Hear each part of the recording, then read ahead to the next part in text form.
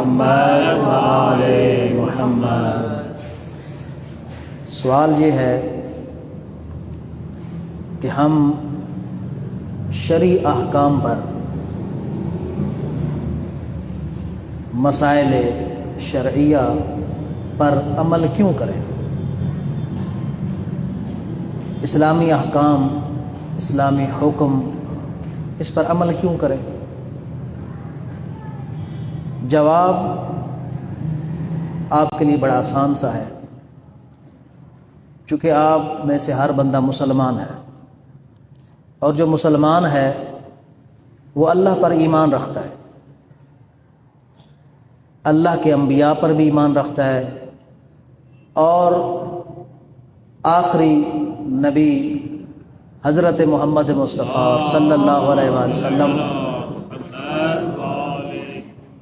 کی رسالت اور ختم نبوت پر بھی ایمان رکھنے والا ہے۔ تو جس کا اللہ پر ایمان ہے، انبیاء پر ایمان ہے، خاتم المرسلین پر بھی ایمان ہے، اس کو یہ معلوم ہے کہ اللہ نے بھی ہم پر، ہمارے ذمہ کچھ ذمہ داریاں لگائی ہیں، اور اللہ کے حکم سے اللہ کے رسول نے بھی ہم پر کچھ ذمہ داریاں عائد کی ہیں۔ تو جو اللہ پر ایمان رکھتا ہے، رسول اللہ پر ایمان رکھتا ہے، اس کے لیے ضروری ہے کہ وہ اللہ کی مانے بھی۔ ان کنتم تحبون اللہ فاتبعونی، اگر تم اللہ سے محبت کا دعویٰ رکھتے ہو تو پھر اس دعوے کی ایک علامت بھی ہے، ہر محبت کی ایک علامت ہے۔ انسان جس سے محبت کرتا ہے اس کی علامت یہ ہے کہ وہ اس کی اطاعت کرتا ہے۔ اطاعت کا مطلب کہ جو وہ چاہتا ہے وہ کرتا ہے۔ اس طرح ہے نا، کامن سی بات ہے، معاشرے میں اسی طرح ہے۔ آپ کا دوست جو آپ کو پسند ہے، اگر آپ کو اپنے دوست سے محبت ہے تو آپ کوشش کرتے ہو کہ اس کی من پسند باتوں پر عمل کرو، اس کی پسندیدہ چیزیں، اس کی پسندیدہ باتیں، جو چیز اس کو پسند ہے وہ دیں یا وہ کریں۔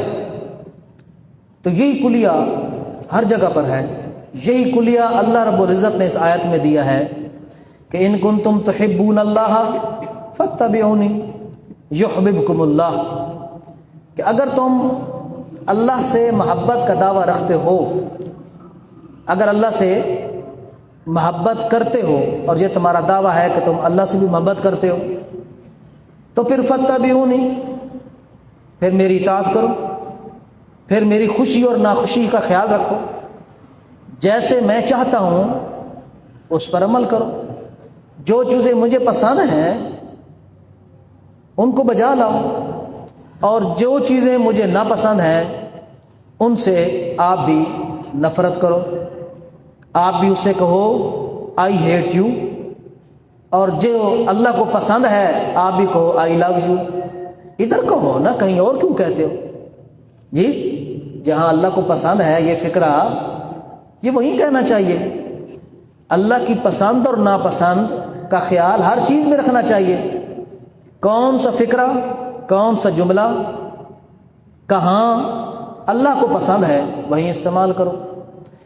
تو اس لیے اللہ رب العزت نے آپ کی سوچ کے مطابق یہ آیت ارشاد فرمائی ہے کہ ان کنتم تحبون اللہ، اگر اللہ سے محبت کرتے ہو تو پھر فاتبعونی، پھر میری پسند اور ناپسند کا خیال کرو۔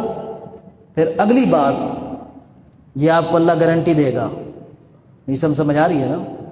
اللہ اگلی بات کی گارنٹی اب دے رہا ہے، چونکہ آپ اگر کسی دوست سے محبت کرتے ہو اور اس کی من پسند کا خیال رکھتے ہو تو یہ ضروری نہیں ہے کہ آپ کو وہ بھی آپ جیسا رسپانس دے گا، شاید کچھ دن آپ اس کے لیے پسند کی چیزیں لے کے جاؤ، پیزا لے کے جاؤ، برگر لے کے جاؤ، تو وہ بھی شاید آپ کو کھلا دے گا کچھ دنوں کے لیے، لیکن بالآخر تھک جائے گا، تنگ آ جائے گا، آپ سے چھپنے لگ پڑے گا، چیزیں چھپانے لگ پڑے گا، جھوٹ بولے گا، منافقت کرے گا، ٹائم دے کر آئے گا نہیں.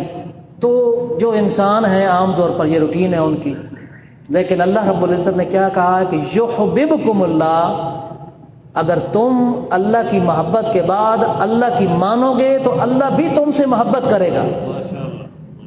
اللہ بھی تم سے محبت کرے گا. اور جب اللہ یہ کہہ دیتا ہے، جو کہہ دیتا ہے وہ کر دکھاتا ہے.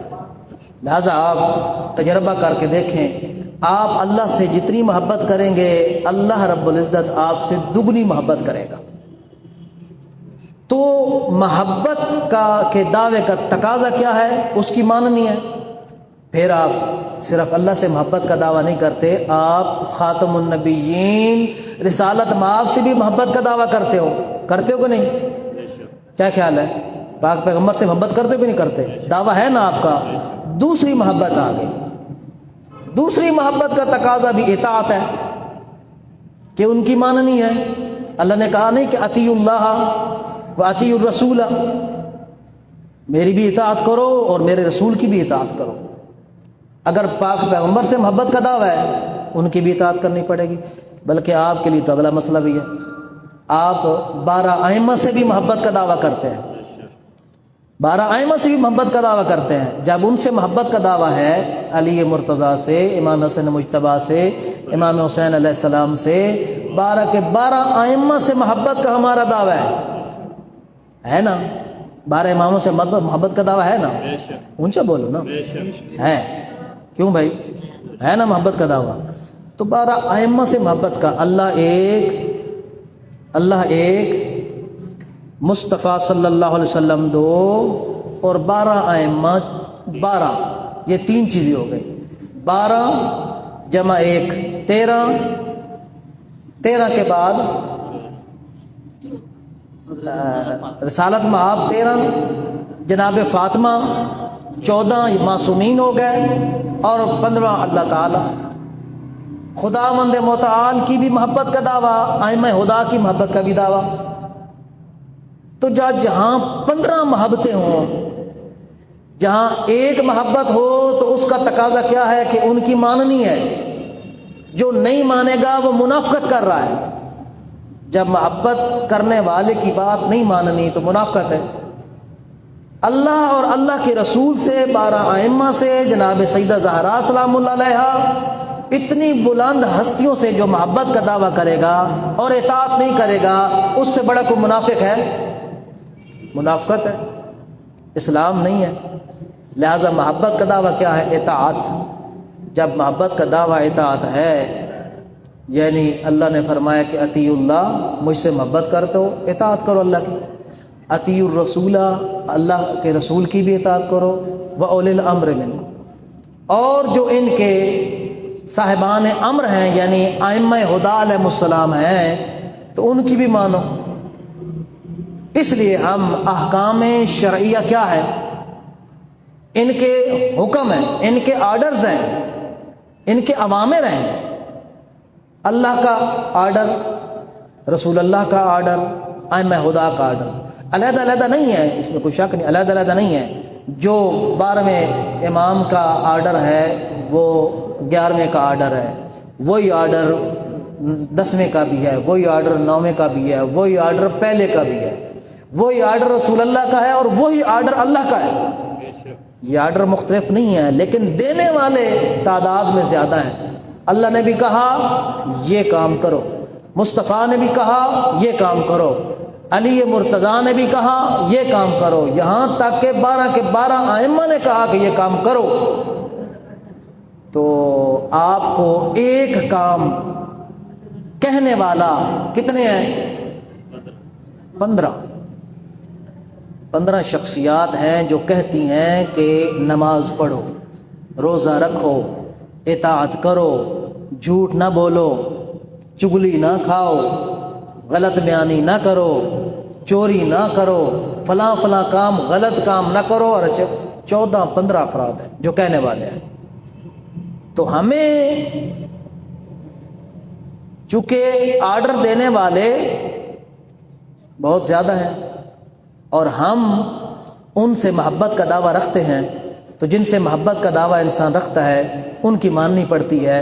اس لیے جو ان کے آرڈرز ہیں، جو ان کے حکم ہیں، حکم کی جمع ہے احکام، آرڈرز احکام، جو ان کے احکام ہیں جن کو احکام شرعیہ کہا جاتا ہے،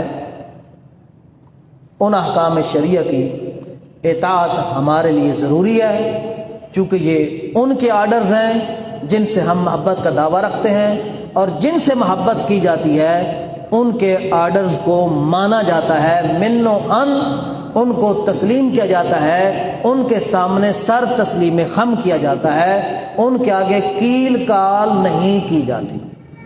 سمجھ آ رہی ہے؟ تو لہٰذا ہم نے اس لیے احکام شرعیہ پر عمل تو کرنا ہے۔ سمجھ آ رہی بات کی؟ اب سوال یہ ہے کہ احکام شرعیہ پر اگر عمل نہ کیا جائے، احکام شرعیہ پر اگر عمل کیا جائے تو کیسے کیا جائے؟ جواب بڑا آسان سا ہے، ان کو سیکھا جائے، پوچھا جائے، سنا جائے، کتابوں میں پڑھا جائے، کتابوں میں تمام چیزیں موجود ہیں۔ اب یہ ہماری ذمہ داری ہے بھائی، ہم پوچھتے نہیں ہیں جس سے محبت کرتے ہیں تمہیں کیا پسند ہے، تم کیا کھانا پسند کرتے ہو، تم کیا پہننا پسند کرتے ہو، تم شاعری پسند کرتے ہو، قرآن پسند کرتے ہو، ناول پسند کرتے ہو، کیا پسند کرتے ہو؟ پوچھتے نہیں ہو۔ تو کیا اللہ سے پوچھنا ہمارا حق نہیں بنتا؟ یا اللہ تو نے پیدا کیا ہے، یا اللہ تو نے ہمیں انسان بنایا ہے، یا اللہ رزق دیا ہے، یا اللہ تم نے بڑی نعمتیں دی ہیں، طرح طرح کی نعمتیں دی ہیں، جو ہم چاہتے ہیں وہ ہمیں مل جاتا ہے، ہماری ضروریات زندگی ساری تو نے ہمیں دے دی ہیں، تو کیا حق نہیں بنتا کہ ہم اس سے پوچھیں کہ یا اللہ یہ نعمتیں تم نے کیوں دی ہیں؟ کیوں بھائی صاحب؟ حق نہیں بنتا کہ پوچھیں کہ یا اللہ یہ نعمتیں کیوں دی ہیں؟ تیرا تقاضا کیا ہے؟ تیرا مطالبہ کیا ہے؟ یا اللہ تیرے کون سے احکام ہیں، تیرے کون سے آرڈرز ہیں جن کی میں اطاعت کروں، جن کی میں پیروی کروں؟ بنتا ہے نا حق؟ تو اس کے لیے کدھر جائیں گے؟ قرآن کی طرف جائیں گے، معصومین کے فرامین کی طرف جائیں گے، قرآن پڑھیں گے، وہاں سے چیزیں لیں گے، اللہ کا حکم مل جائے گا، اقیموا الصلاۃ وآتوا الزکاۃ ولا تکونوا من المشرکین۔ اللہ کہے گا نماز پڑھو میسم، اللہ کہے گا نماز پڑھو، اللہ یہ کہے گا زکوٰۃ بھی دیا کرو، خمس دیا کرو،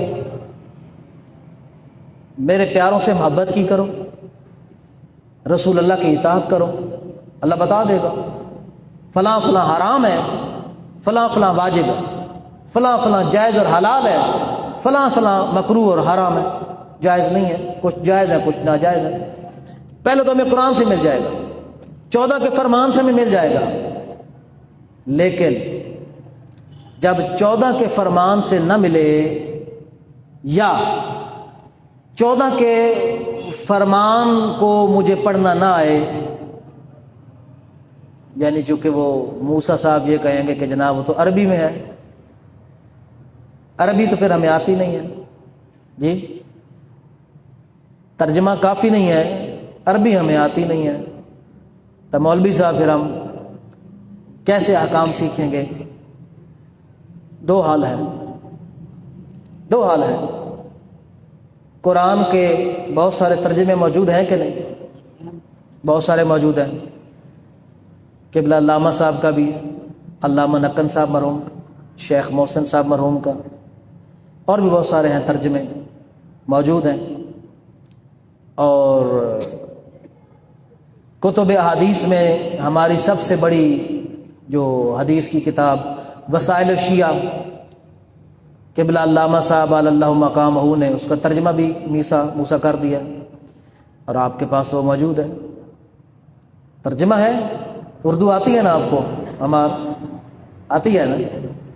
وہ پڑھنے کے لیے آتی ہے، گھر رکھنے کے لیے نہیں آتی، تو وہ آتی ہے تو پھر کدھر جاتی ہے؟ کسے کام کیوں نہیں آتی؟ صرف آتی اور جاتی ہے۔ بھائی کسی اس سے کوئی کام تو لینا ہے نا. اب عربی اگر آپ کو نہیں آتی، مجتہد دوران نے آپ کے لیے ترجمہ بھی کر کے دے دیا، پھر حدیث کو پڑھو. لیکن آپ پھر سوال کریں گے کہ بہت سارے مسائل اس وقت زمانے کے ہیں جو احادیث میں نہیں ہیں. آپ یہ سوال کریں گے. دوسرا سوال آپ یہ کریں گے کہ مولانا صاحب بعض احادیث ہماری سمجھ سے اوپر ہے، بعض روایات کے ساتھ ٹکراتی ہوئی نظر آتی ہیں، اس کا پھر ہم کیا حل کریں؟ تو اس کے لیے بھی حل موجود ہے. ایک زمانہ تھا کہ جب مومنین معصومین کے اقوال پر عمل کیا کرتے تھے. جب رسول خدا موجود تھے، 12 ائمہ موجود تھے، اس وقت معصومین کا جو فرمان تھا اسی پر عمل ہوا کرتا تھا. اس کو زمانہ نص کہا جاتا ہے. نص کا زمانہ، حدیث کا زمانہ، زمانہ نص، حدیث کا زمانہ. نص کا زمانہ وہ زمانہ ہے جس میں ڈائریکٹ ہی فرمان پر عمل ہوا کرتا تھا.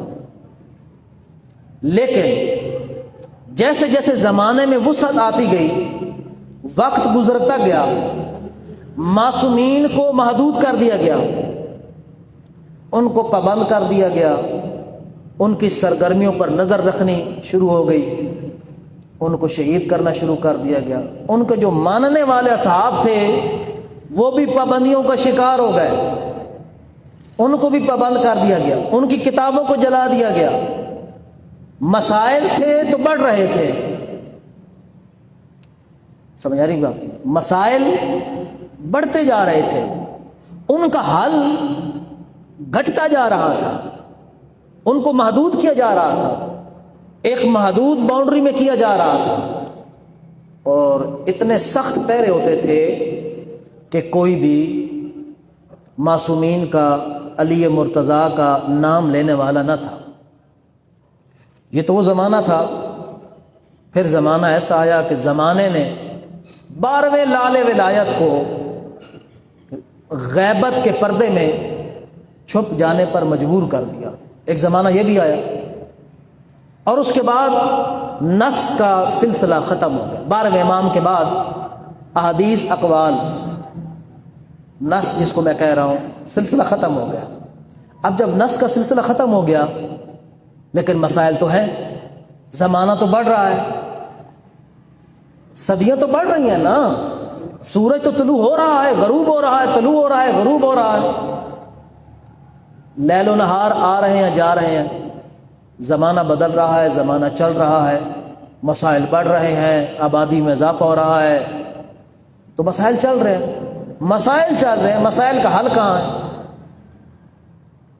تو معصومین علیہ السلام نے اس حل کو اپنے ماننے والوں کو، اپنے اصحاب کے حوالے کیا. ان اصحاب سے پھر علماء پیدا ہوئے. علماء کا کے 2 طریقے تھے. ایک یہ کہ علماء ہمارے جہاں روایت ہوتی تھی، حدیث ہوتی تھی، سیدھی سیدھی حدیث بیان کر دی. مسئلہ کسی نے پوچھا، جواب میں حدیث بیان کر دی. کسی نے کہا مولانا یہ مسئلہ بتائیں، حدیث موجود ہے، دے دی. لیکن بعض مسائل ایسے تھے جہاں حدیث نہیں ہے، اگر ہے چھپا دی گئی ہے، جلا دی گئی ہے، بہا دی گئی ہے، حدیث نہیں ہے، یعنی ہمارے دسترس میں نہیں ہے. وہ بھی صحیح علماء کے پاس نہیں تھی. کیوں؟ یہ اسباب ہیں جو میں نے گزارش کی ہے کہ دشمنان اہل البیت کی جارحانہ اقدامات کی وجہ سے ائمہ علیہ السلام کے آثار کو چھپا دیا گیا، بہا دیا گیا، جلا دیا گیا. سمجھ آئی بات کی؟ یا یہ تھا کہ یہ مسئلہ ان کے زمانے میں تھا ہی نہیں کہ جواب دیتے. اس کے لیے پھر ہمارے علماء میدان میں آئے. یہاں سے زمانہ اجتہاد شروع ہو جاتا ہے. یہاں اجتہاد کی ضرورت آئی ہے. مجھ سے توجہ ہے نا؟ یہاں سے اجتہاد کون ہو؟ جو مجتہد ہوتا ہے وہ اجتہاد کرتا ہے تو مجتہد بنتا ہے۔ یہاں سے اجتہاد کی ضرورت پیش آئی۔ اجتہاد کیا ہوتا ہے؟ اجتہاد کا مطلب یہ ہے کہ مختلف حدیثوں سے اس زمانے کا مسئلہ حل کرنا، مختلف آیات سے یا مختلف احادیث سے یا آیات اور احادیث سے زمانے کے مسائل کو حل کرنا، آج کے مسائل کا شرعی حکم نکالنا، اس کو کیا کہتے ہیں؟ اجتہاد۔ جو اس کام میں، دہراؤں بات کو، یہ سمجھ آئیے؟ نہیں سمجھ آئیے آپ کو؟ میسم آ گئی ہے، دوبارہ سن لیں۔ اجتہاد کیا ہے؟ لفظی مطلب ہے جد و جہد کرنا، کوشش کرنا۔ مجتہد کی اس کوشش کو اجتہاد کہتے ہیں، جس میں وہ مختلف آیات کو سامنے رکھ کر یا مختلف حدیثوں کو سامنے رکھ کر یا آیات اور احادیث کو سامنے رکھ کر آج کے جدید مسائل کو حل کرتا ہے، اس کے لیے شرعی حکم نکالتا ہے۔ سمجھ آ رہی بات کی؟ ڈالرز نہیں تھے، روپیہ نہیں تھا، ڈالرز اور روپیہ، اس کی خرید و فروخت، بیع و شراء، یہ جائز ہے کہ جائز نہیں ہے؟ بینکوں میں پیسہ رکھنا جائز رکھنا اور پھر اس پر منافع لینا جائز ہے کہ جائز نہیں ہے؟ وہ آج آپ کی کرپٹو کرنسی آئی ہے، یہ کرپٹو کرنسی کے ذریعے خرید و فروخت کرنا جائز ہے کہ جائز نہیں ہے؟ ڈی این اے ٹیسٹ کے ذریعے کسی کی ولدیت ثابت ہوتی ہے کہ نہیں ہوتی؟ جی، یہ جدید مسائل ہیں کہ نہیں؟ نئے مسائل ہیں۔ زمانے معصوم میں تھی ڈی این اے ٹیسٹ تھا؟ نہیں تھا۔ بینک تھا؟ نہیں۔ کتنے مسائل ہیں جو نہیں تھے۔ جب نہیں تھے تو اس پر معصوم نے کلام کیسے کرنی تھی؟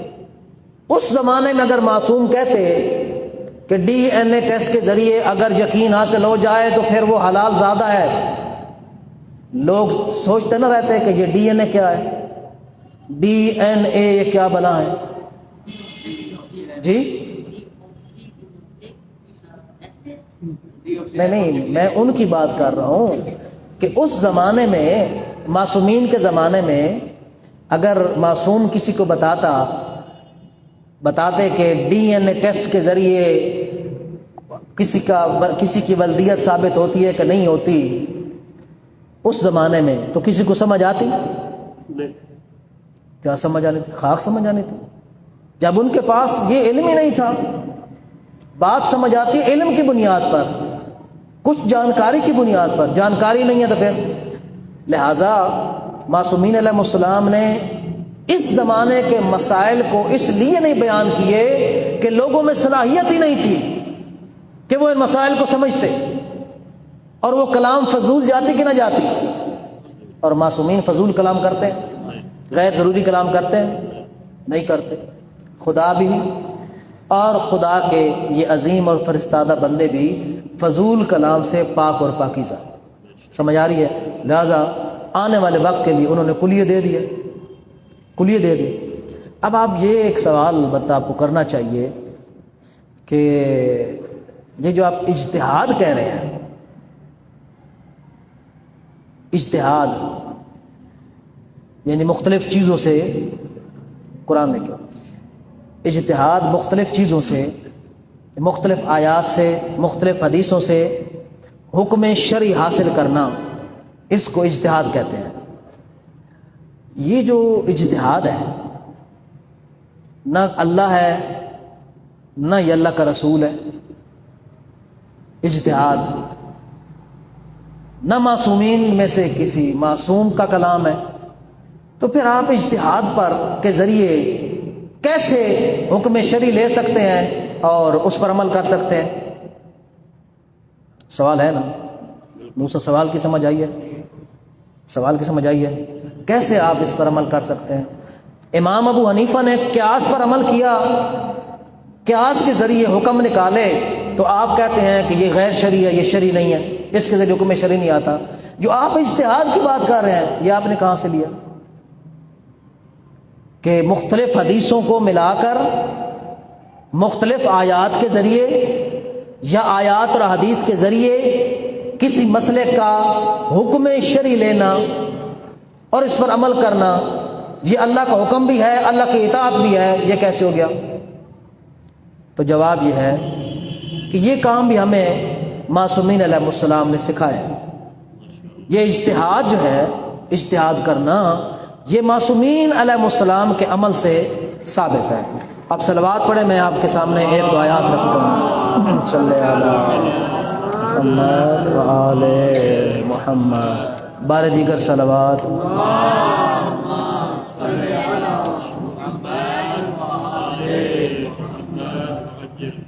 یہ ہے جناب جو سورہ بقرہ آیت نمبر 233 ہے۔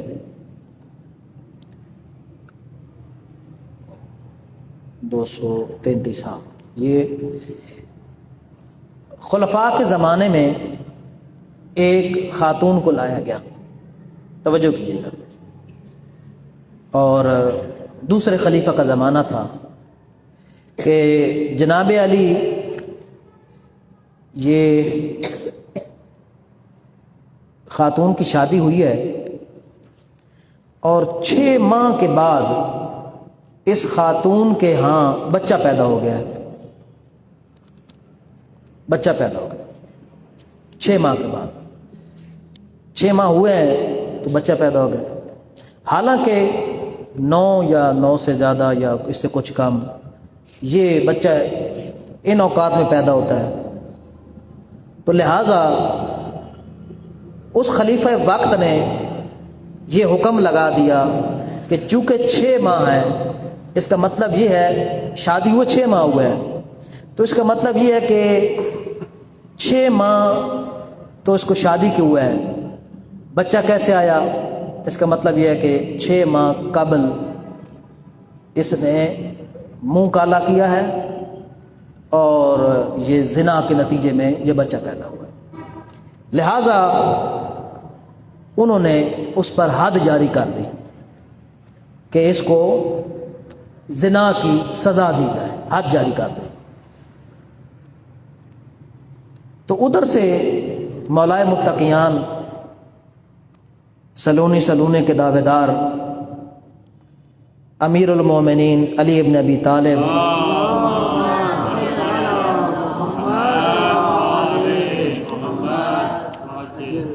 تشریف فرما تھے، انہوں نے ان کو سمجھایا کہ حضرت علی آپ غلط کر رہے ہیں، آپ غلط کر رہے ہیں، آپ درست نہیں کر رہے۔ کیوں جناب؟ آپ کا یہ دعویٰ کہ میں غلط کر رہا ہوں، اس پر آپ کے پاس کیا دلیل ہے؟ امام علیہ السلام نے اس کو کہا کہ کیا آپ جناب نے سورہ احقاف کی آیت نمبر 15 کی تلاوت نہیں فرمائی کہ اللہ رب العزت نے فرمایا ہے وَحَمْلُهُ وَفِصَالُهُ 30 شہرا، حملہ وفصالہ 30 شہرا، کہ عورت کا جو مدت حمل ہے اور دودھ چھڑانے کی مدت 30 مہینے، 30 مہینے۔ اس آیت کی بنیاد پر اس عورت کا کوئی قصور نہیں ہے۔ کیسے جناب؟ آیت کہہ رہی ہے کہ 30 مہینے اس کی کل مدت حمل اور دودھ چھڑانے کی، پلانے کے بعد، یعنی جو مدت دودھ پلانے کی مدت ہے جب وہ ختم ہو جائے، یہ اور مدت حمل دونوں کو جمع کیا جائے تو 30 مہینے بنتے ہیں۔ تو ان حضرت نے کہا کہ کیا مطلب ہے، اس سے کون سی بات آپ کی نکل رہی ہے؟ اب دیکھیں سوال موسیٰ کیا ہے؟ سوال کیا ہے کہ وہ 6 ماہ شادی کے بعد اس نے بچہ پیدا کر دیا ہے۔ امام علیہ السلام نے فرمایا کہ یہ جو بچہ اس نے پیدا کیا ہے یہ جائز ہے، یہ حرام نہیں ہے، یہ حلال زادہ ہے۔ بات سمجھ آ رہی ہے؟ یہ والا حکم جو امام علی علیہ السلام نے نکالا ہے کہ حلال زادہ ہے، یہ کہاں ہے؟ آیت میں ہے؟ واضح لفظوں میں نظر آ رہا ہے آپ کو؟ آیت کیا کہتی ہے؟ انہوں نے کیا حوالہ دیا کہ وَحَمْلُهُ وَفِصَالُهُ 30 شہرا، مدت حمل اور دودھ پلانے کی مدت 30 ماہ ہے۔ اس میں 6 ماہ والی کہاں سے بات ہے؟ جبکہ امیر علیہ السلام اسی آیت سے حکم شرعی نکال رہے ہیں، لے رہے ہیں۔ اب وہ حکم شرعی کہاں ہے؟ یہاں کا آیت میں موجود ہے؟ نہیں۔ حضرت نے فرمایا کہ جناب علی ایک یہ آیت ہے اور ایک اور آیت بھی ذرا تلاوت فرما لیں۔ والوالدات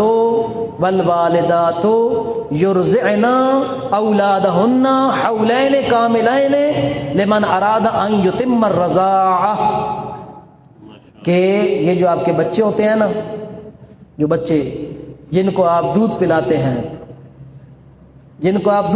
ہیں، عورتیں جو دودھ پلانے والی ہیں، ان کو آپ 2 سال حولین کاملین 2 پورے سال دودھ پلا سکتی ہیں۔ کون؟ جو اس دودھ کی مدت کو پورا کرنا چاہتی ہیں تو وہ 2 سال پلائیں، 2 سال سے زیادہ نہ پلائیں۔ سمجھ آ رہی ہے نا؟ کتنے سال پیا آپ نے؟ 2 یا پورا کم پیا آپ نے اور آپ کو پتہ ہی نہیں ہے؟ تو 2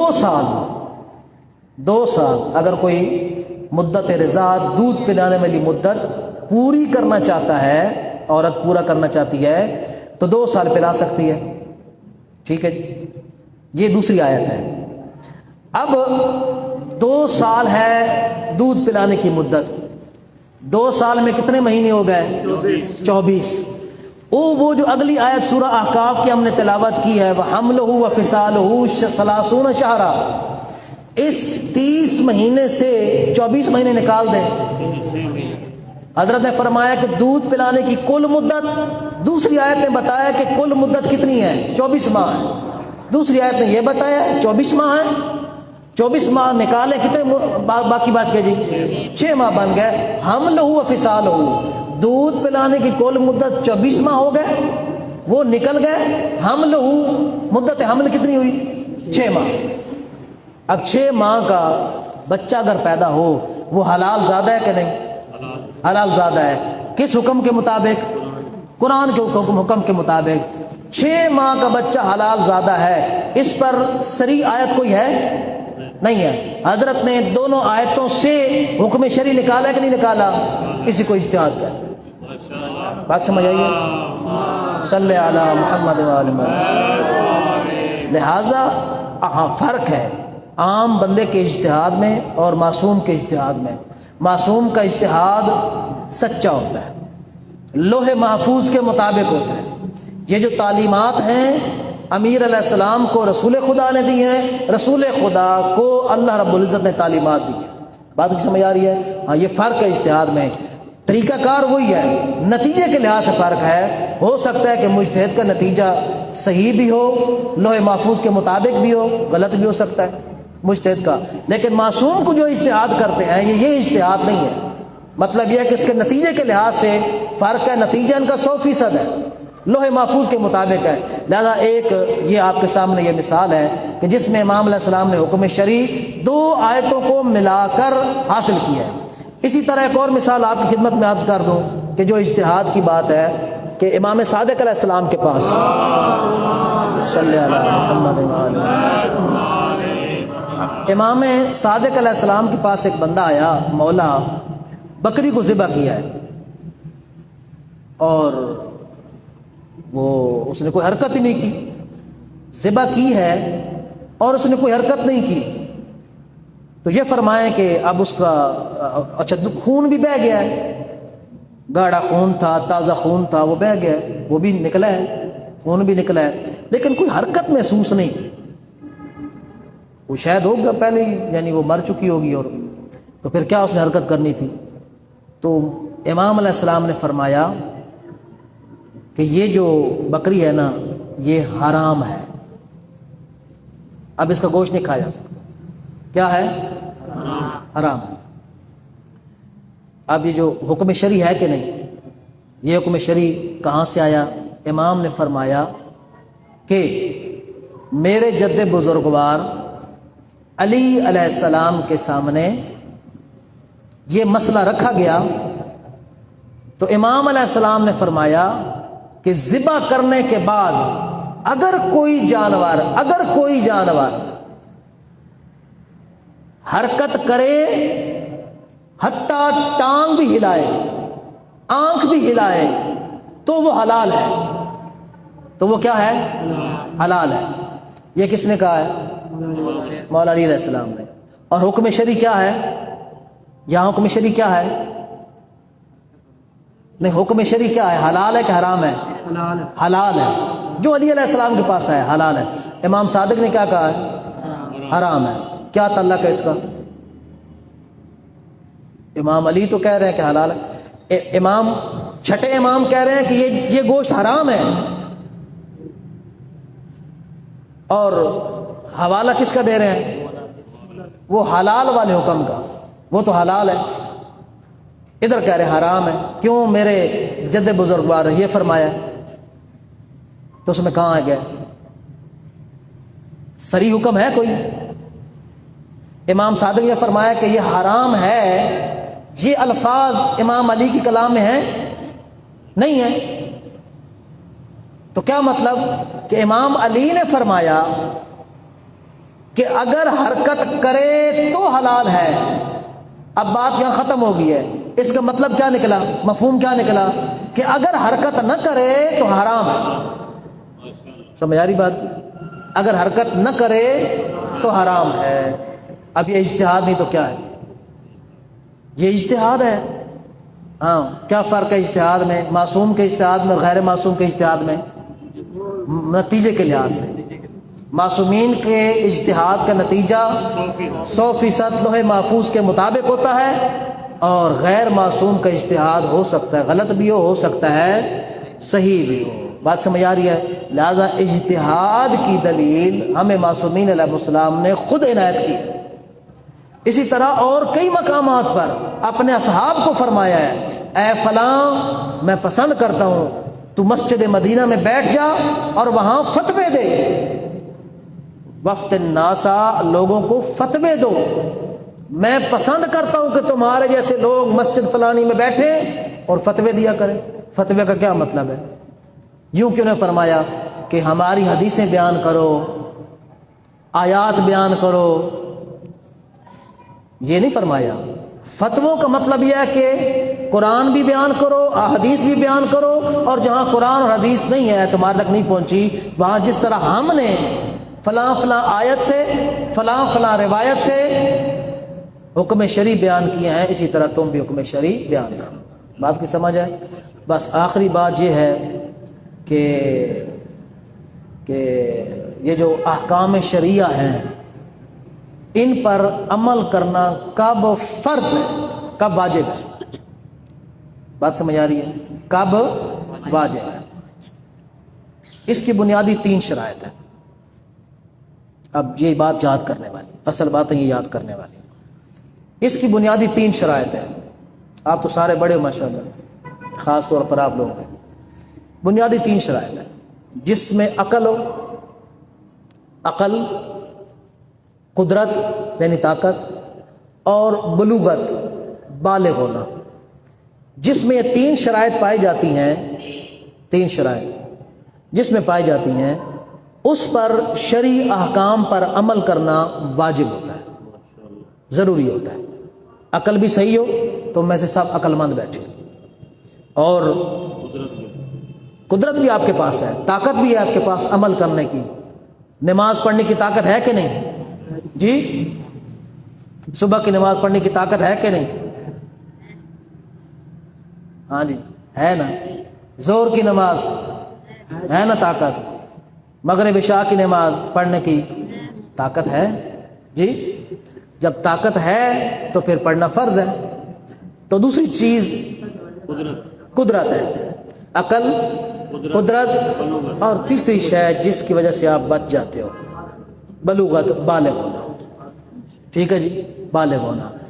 اگر بالغ ہوگا تو فرض ہے، پھر تو اٹھنا پڑے گا ٹھنڈ ہو یا گرمی ہو۔ سمجھ آ رہی بات کی؟ تین چیزیں کون کون سی چیزیں ہو گئی؟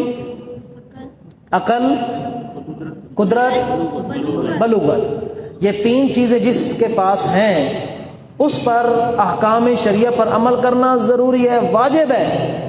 واجب کا کیا مطلب ہے؟ اگر نہیں انجام دو گے تو سزا ملے گی، ابھی آپ اگر نہیں کرو گے تو سزا نہیں ہے۔ سمجھ آ رہی بات کی؟ لیکن جیسے یہ تین چیزیں آ جائیں گی، عقل تو ہے ماشاءاللہ، ٹھیک ہے جی، قدرت بھی ہے، لیکن ابھی آپ بالغ نہیں ہیں، تو لہذا ابھی آپ پر واجب نہیں ہے۔ یہ آپ کی بات کر رہا ہوں، سب کی نہیں بات کر رہا، جس میں یہ ہیں اس پر یہ فرض ہے۔ یہاں تک بات سمجھ آ رہی ہے؟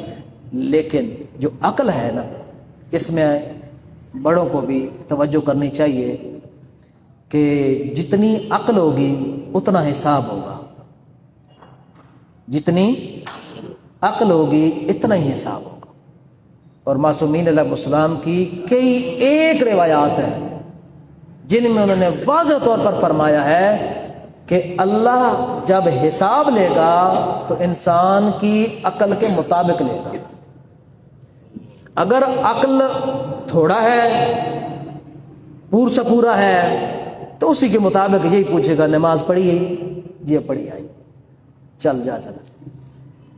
لیکن اگر کچھ ذہین ہے، جتنی اس کی عقل زیادہ ہے، اس کے مطابق سوالات ہوں گے کہ تم نے عبادت کا حق ادا کیا ہے کہ نہیں کیا، تم نے اپنی فلاں فلاں دقیق اور باریک باریک ذمہ داریوں کے بارے میں سوال کیا جائے گا کہ ان ذمہ داریوں کو ادا کیا ہے یا نہیں کیا، عقل کے مطابق سوال ہوگا۔ اور قدرت اگر طاقت میں ہے تو پھر فرض ہے۔ ایک بندہ سویا رہتا ہے، بے ہوش ہو جاتا ہے، مثلا نماز کے ٹائم گزر جاتا ہے، تو جو بے ہوش، اس کے پاس نماز پڑھنے کی قدرت نہیں ہے۔ یا مثلا یہ ہے کہ سو گیا ہے اور اس نے کوئی الارم وغیرہ بھی نہیں لگایا ہے، باقی اہتمام سارے کیے ہیں جاگنے کے، لیکن اتفاقاً سورج طلوع ہو گیا ہے اور یہ سویا ہوا ہے گھوڑے بیچ کر، تو یہ بھی قدرت نہیں رکھتا تھا، لہذا گناہ نہیں ہے۔ قضا واجب ہے، گناہ نہیں ہے۔ لیکن اگر کوئی اہتمام ہی نہیں کیا، الارم بھی نہیں لگایا، جلدی بھی نہیں سویا، کسی کو کہہ کر بھی نہیں سویا، مجرم ہے۔ پھر یہ نہیں ہے کہ قدرت نہیں ہے، یہ نہیں ہے کہ رات گئے آیا اوپر چڑھ کے سو گیا ہے، کنڈی لگا دی ہے اور گھر والوں کو خبر ہی نہیں ہے کہ وہ آیا ہے کہ نہیں آیا، اور یہ سو گیا ہے گھوڑے بیچ کر، نہیں، یہ مجرم ہے۔ تو یہ ہے۔ اور بلوغت کے لحاظ سے آخری بات یہ ہے کہ بلوغت، بالغ ہونا، یہ انسان کب بالغ ہوتا ہے؟ یہ اب آپ کے نوٹس میں ہونی چاہیے بات، آپ نے خود معلوم کرنا ہے کہ ہم بالغ ہوئے ہیں کہ نہیں ہوئے۔ لڑکا اور لڑکی، لڑکا کب بالغ ہوتا ہے، لڑکی کب بالغ ہوتی ہے؟ لڑکے میں بالغ ہونے کی 4 علامات ہیں، 4 علامات۔ اگر وہ علامات ظاہر ہو جائیں تو وہ بالغ ہے۔ آپ جو بالغ نہیں ہیں ان کے لیے، یہ انہی کے لیے ہیں باتیں، اور جو بالغ ہیں یہ صرف آپ کے لیے نہیں ہے، آگے بتانے کے لیے بھی ہے، آگے بتائیں۔ تبلیغ دین ہر مسلمان کا فریضہ ہے، امر بالمعروف نہی عن المنکر ہر ایک کا فریضہ ہے۔ پھر آپ کے گھر میں چھوٹے بہن بھائی بھی ہوں گے، رشتہ دار عزیز و اقارب ہوں گے، سارا کچھ ہے۔ تو جو علامات ہیں نا بلوغ کی، لڑکے کی بلوغ کی، لڑکے کے بالغ ہونے کی 4 علامات ہیں۔ نمبر 1 کہ وہ 15 سال کا ہو جائے۔ نمبر 2 یہ 15 سال کے بعد آخر میں پھر کرتے ہیں۔ نمبر 1 یہ کہ اس کے چہرے پر، مونچھ والی جگہ پر، داڑھی والی جگہ پر سخت بال آ جائیں، یہ نمبر 1 ہے، سخت بال آ جائیں، ٹھیک ہے، مونچھوں پر یا داڑھی پر یہ سخت بال آ جائیں۔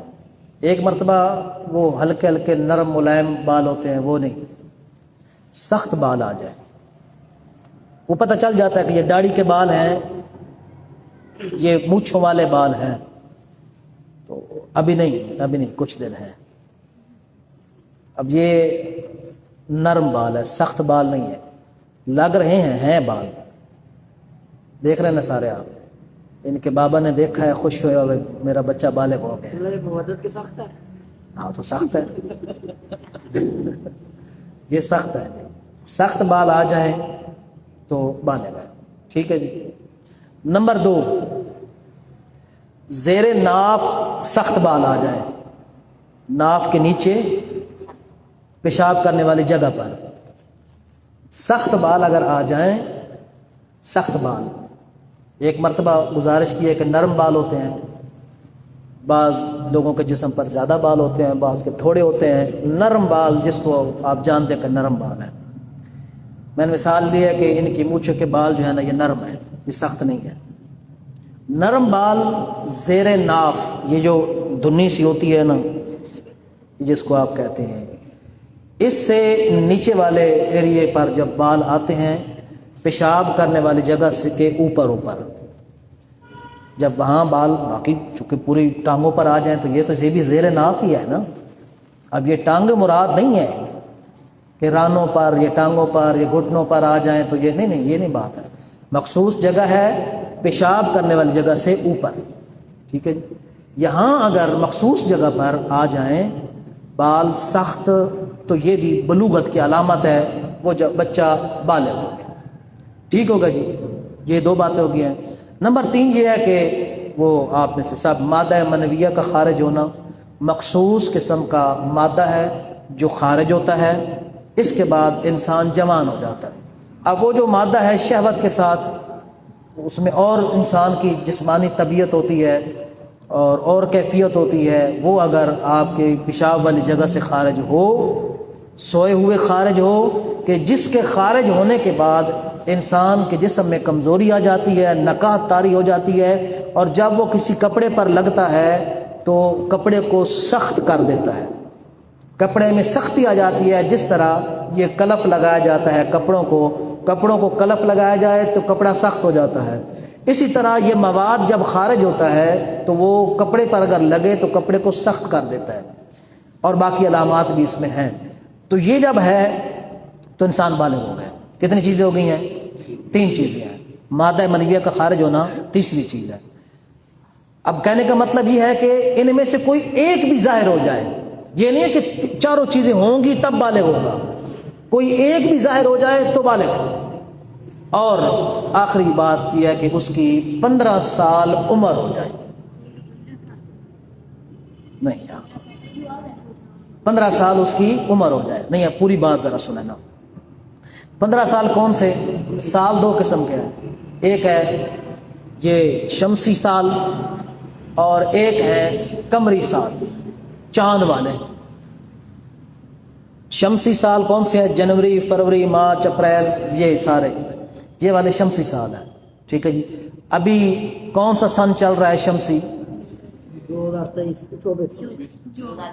2024 یہ شمسی سال چل رہا ہے۔ اور ایک سال ہوتا ہے قمری، محرم سے شروع ہوتا ہے، محرم، صفر، ربیع الاول، ربیع ثانی، جمادی، یہ سارے جو ہیں یہ اسلامی سال ہے، اسلامی منتھ ہے۔ تو میں نے جو کہا ہے کہ 15 سال جس کی عمر ہو جائے، کون سے 15 سال مراد ہیں؟ قمری، چاند والے، انگریزی سال شمسی نہیں، چاند والے، جس کے 15 سال چاند کے مطابق، قمر کے مطابق 15 سال ہو جائیں تو وہ بالغ ہے۔ بات سمجھ آئیے؟ ہاں یہی سوال ہے۔ اب آپ سارے انگریز ہیں، زمانہ انگریزوں کا ہے جی. جب گھٹی ملتی ہے تو انگریزی کی ملتی ہے. ایک قطرہ اے، دوسرا قطرہ بی سی. یہ تو شکر ہے کہ آپ کے ہاں مولوی صاحبان ہوتے ہیں جو کان میں اذان دیتے ہیں اور اقامت دیتے ہیں، آپ کو مسلمان اور مومن بناتے ہیں. نہیں تو آپ کانوں میں بھی کچھ انگلش ساؤنڈ وہ لگا دیتے. تو حکم یہ ہے کہ جو اسلام میں سال ہے نا یا مہینے ہیں وہ یہ چاند والے مہینے ہیں.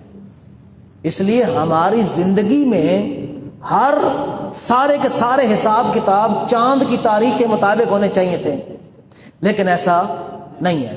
اب آپ سب کو اپنی ڈیٹ آف برتھ شمسی سال کے مطابق تو یاد ہوگی، لیکن قمری سال عام طور پر یاد نہیں ہوتا.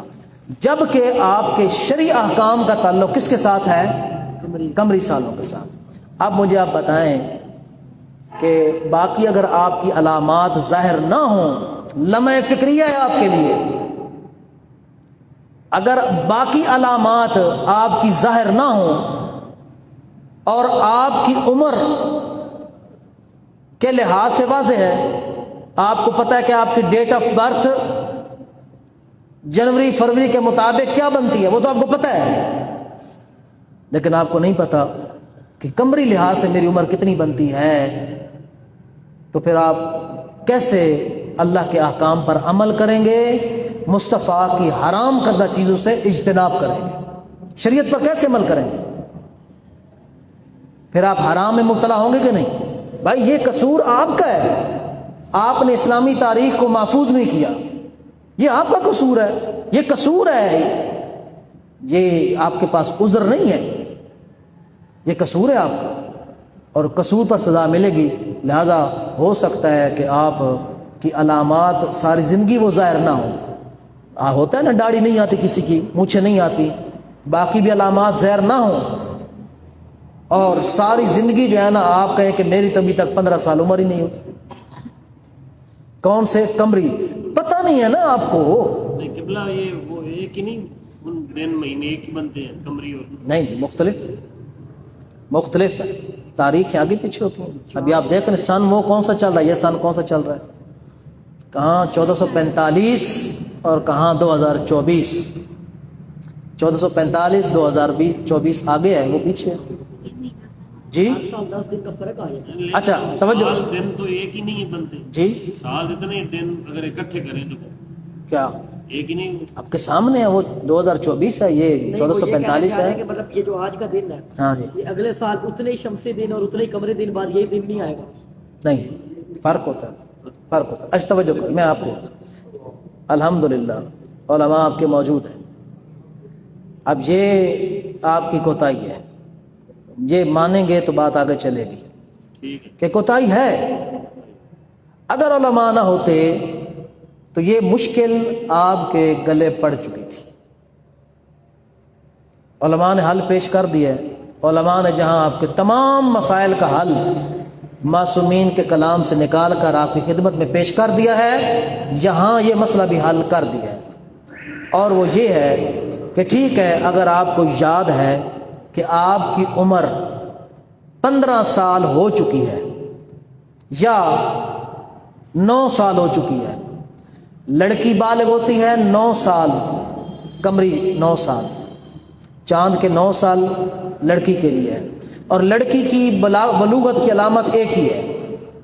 لڑکی 9 سال کی بالغ ہو جاتی ہے، لڑکا 15 سال پہ بالغ ہو جاتا ہے.